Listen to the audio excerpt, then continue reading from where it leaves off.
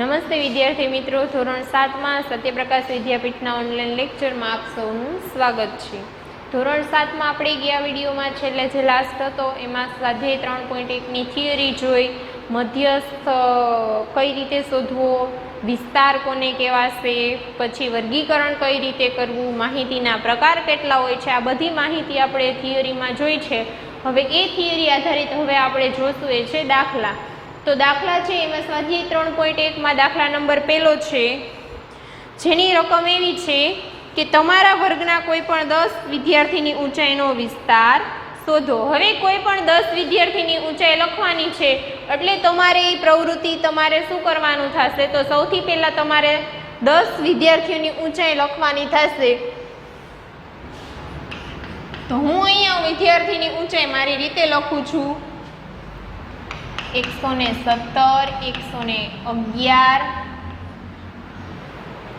આ ઊંચાઈ છે એ તમને શેમાં આપશે? સેન્ટીમીટર.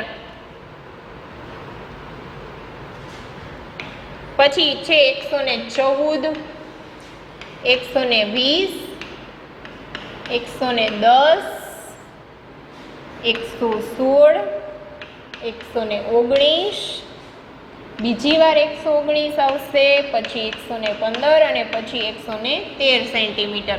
આ છે એ શું છે? 10 વિદ્યાર્થીની ઊંચાઈ. તો અહીં લખીશ 10 વિદ્યાર્થીની ઊંચાઈ. આ ઊંચાઈ છે એમાં તમારે શું શોધવાનું કીધું છે? વિસ્તાર. તો વિસ્તાર શોધવા માટે સૌથી પહેલા મેં કાલે જે વિડીયો હતો છેલ્લો એમાં કીધું હતું કે ચડતા અથવા ઉતરતા ક્રમમાં પહેલા સંખ્યાને ગોઠવવી પડશે. તો આમાં હું સૌથી પહેલા સંખ્યાને શેમાં ગોઠવીશ? ચડતા ક્રમમાં. ઉપરની સંખ્યાને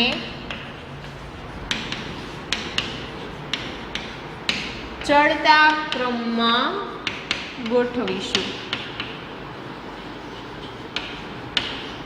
તો સૌથી નાની સંખ્યા છે એ પહેલા આવશે. તો નાની સંખ્યા કઈ છે? 110, પછી 111, પછી આવશે 113, પછી 114, 14 પછી આવશે 115, પછી આવશે 116, 117, 119, બે વાર થઈ ગઈ. 1 2 3 4 5 6 7 8 અને 9. હજી એક સંખ્યા ઘટે છે એટલે એ વધી 120. આ 10 સંખ્યા આપણી થઈ ગઈ.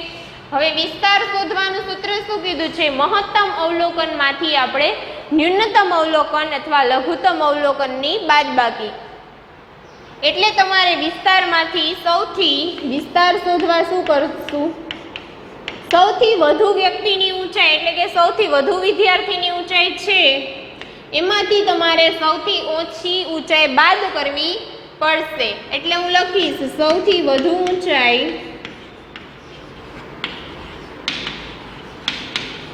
માઇનસ સૌથી ઓછી ઊંચાઈ.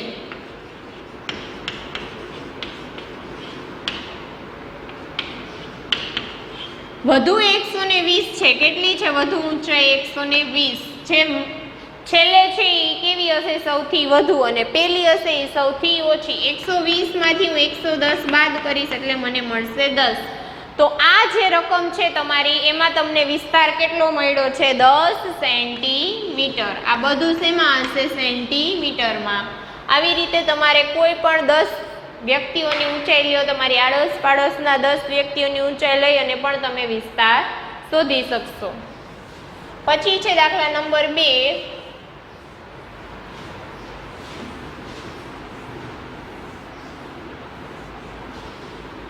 દાખલા નંબર 2 માં રકમ એવી છે, કોઈ એક વર્ગમાં એક મૂલ્યાંકનમાં મેળવેલ નીચે દર્શાવેલ ગુણને કોષ્ટકમાં દર્શાવો. સૌથી પહેલા હું ગુણ લખીશ, એ રકમના ગુણ છે. તો બીજા દાખલામાં જે ગુણ આપ્યા છે 4 6 7 5 3 4 5 2 6 2 5 1 9 6 5 8 4 6 7 ટોટલ 20 છે. 20 થવા જોઈએ. 3 ને 3 6 ને 3 9 10 11 12 13 14 15 16 17 18 ને 19 થયા. એક અંક ઘટે છે આમાં. 4 6 7 5 3 5 4 5 3 અહીંયા આવશે 5, અહીંયા આવશે 4, પછી અહીંયા બેની વચ્ચે આવશે 5, પછી 2 6 2. બરોબર. હવે રકમ બરોબર છે. હવે તમારે શું કીધું છે? કોષ્ટકમાં દર્શાવવાના છે. જ્યારે થિયરી ચાલતી હતી ત્યારે મેં કીધું હતું એક શબ્દ આવ્યો તો આવૃત્તિ અને આવૃત્તિ ચિહ્ન. હવે એ તમને વ્યવસ્થિત સમજાશે કોષ્ટક પ્રમાણે. તો સૌથી પહેલા હું કોષ્ટક દોરીશ.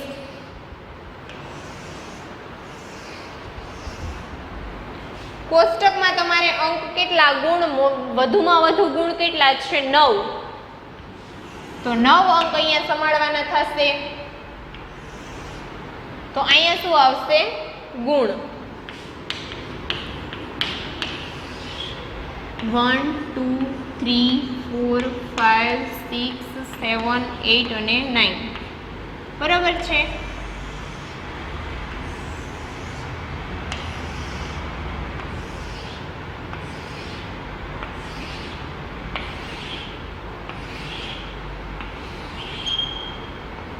વચ્ચે શું આવશે? આવૃત્તિ ચિહ્ન.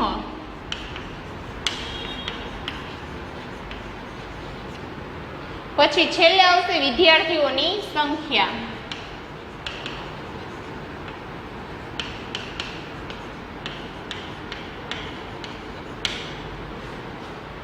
ગુણ 1. હવે આપણે આમાં શું કરવાનું? અંક જોતો જવાનો અને ઈ અંક સામે તમારે ઊભી લાઈન કરવાની. સૌથી પહેલા 4, પછી 6, પછી 7. જેમ આગળ હાલશે એમ તમારે શું કરવાની થશે? લાઈન કરવાની થશે ઊભી. એટલા માટે તમારે અંક છે એ કોઈ ભૂલાય નહીં, એનું શું કરવું પડશે? ખાસ ધ્યાન રાખવું પડશે.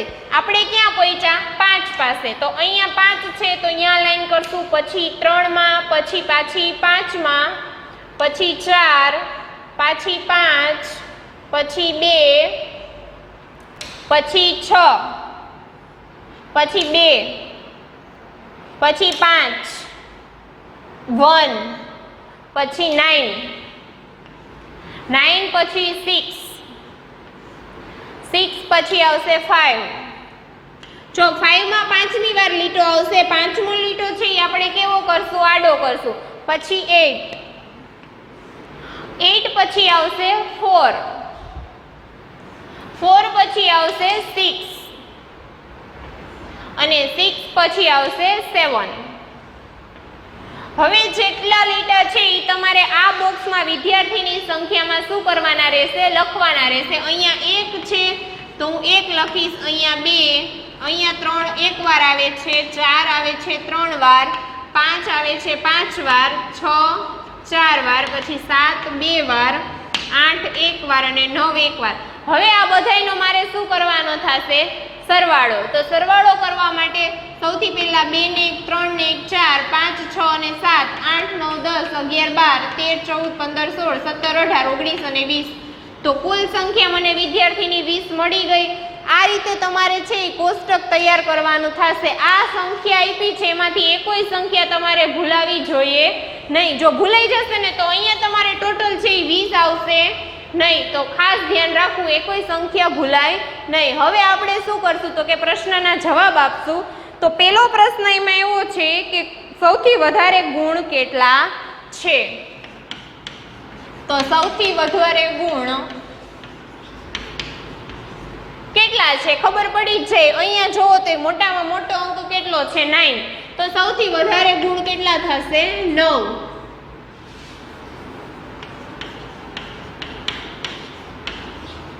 પછી બીજો પ્રશ્ન છે કોષ્ટક ઉપરથી કે સૌથી ઓછા ગુણ એટલે શરૂઆત જ્યાંથી થતી હોય એ સૌથી ઓછા ગુણ. સૌથી ઓછા ગુણ કેટલા છે? 1 છે. પછી ત્રીજું શું શોધવાનું કીધું છે? ત્રીજા પ્રશ્નમાં વિસ્તાર. વિસ્તાર શું થશે સૂત્રમાં? સૌથી વધુ ગુણ માઇનસ સૌથી ઓછા ગુણ.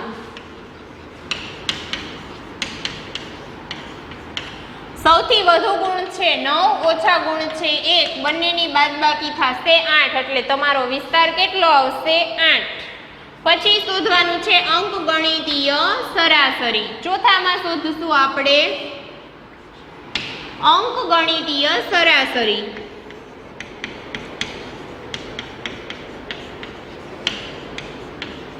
સૂત્ર છે બધા અવલોકનનો સરવાળો અને છેદમાં અવલોકનની કુલ સંખ્યા. એટલે અહીંયા આપણે શું લખશું? ઉપર લખશું કે કુલ ગુણનો સરવાળો, ગુણનો કુલ સરવાળો છેદમાં વિદ્યાર્થીની સંખ્યા.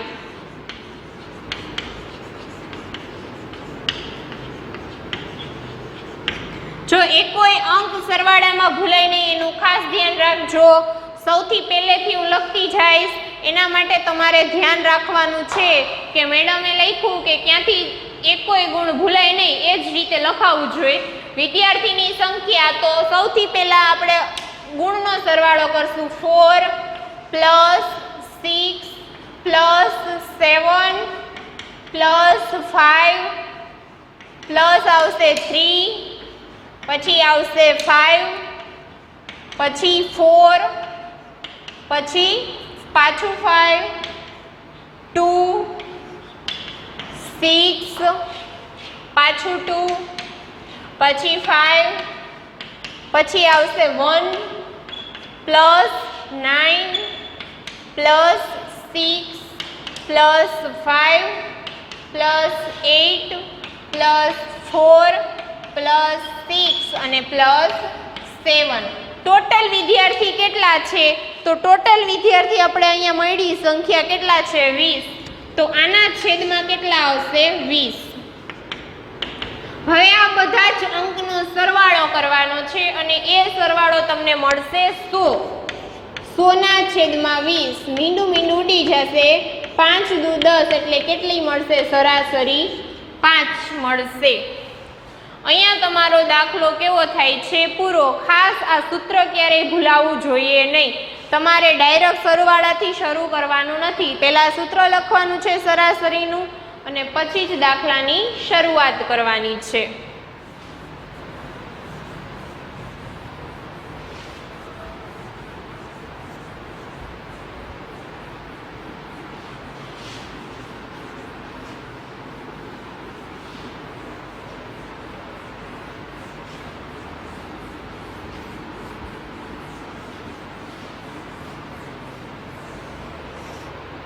હવે પછી આવે છે દાખલા નંબર 3.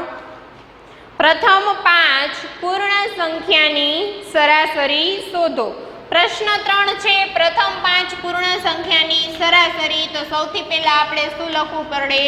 પ્રથમ 5 પૂર્ણ સંખ્યા. તો હવે તમને પ્રશ્ન થશે કે પૂર્ણ સંખ્યાની શરૂઆત તો 0 થી થાય છે, તો 0 ને લેવો કે ન લેવો? પણ શરૂઆતથી જ 5 લેવાની હોય એટલે આપણે 0 ફરજિયાત લેવો પડશે. 0, 1, 2, 3 અને 4. આ પેલી 5 શું થઈ છે? પૂર્ણ સંખ્યા. હવે મારે આની સરાસરી શોધવાની છે.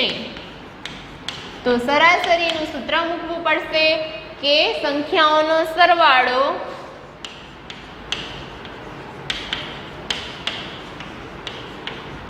છેદમાં કુલ સંખ્યા. કુલ કેટલી છે? 5.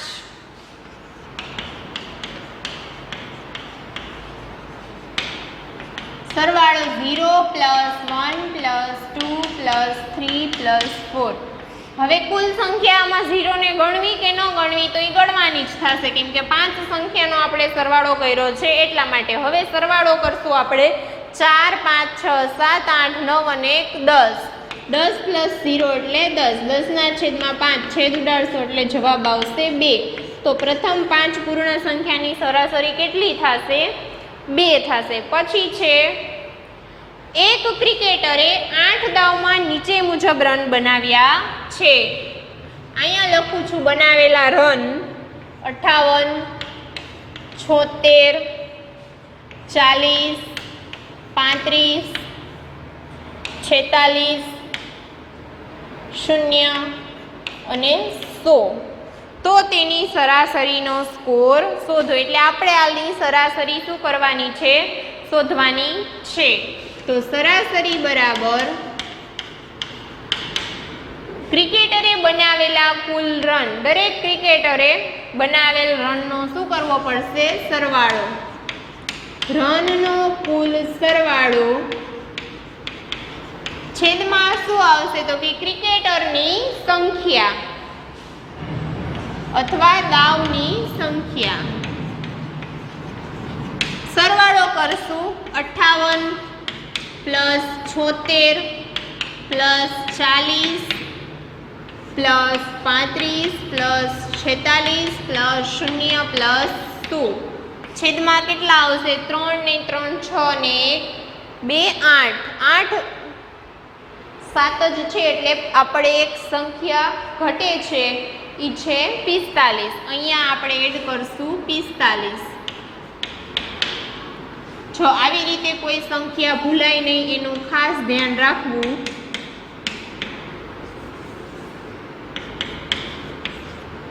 ટોટલ કેટલી સંખ્યા થઈ? 8. 8 સંખ્યા છે એટલે ભાગ્યા કેટલા કરવાના થશે? 8. હવે આ બધી સંખ્યાનો તમે સરવાળો કરશો એટલે તમને જવાબ આવશે 400.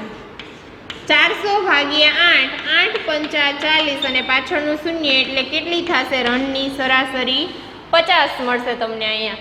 દરેક ક્રિકેટરે 8 દાવમાં એક ક્રિકેટરના રન આપ્યા છે અને એ દાવ કેટલા લે છે? 8. પહેલા દાવમાં 58 રન કરે છે, એવી રીતે 8 દાવમાં અલગ અલગ રન કરે છે. એટલે એ રનનો આપણે સરવાળો કર્યો અને છેદમાં દાવ લખ્યા. દાવ કેટલા લે છે? 8. તો અહીંયા આપણે દાખલા નંબર 4 પૂરો થાય છે.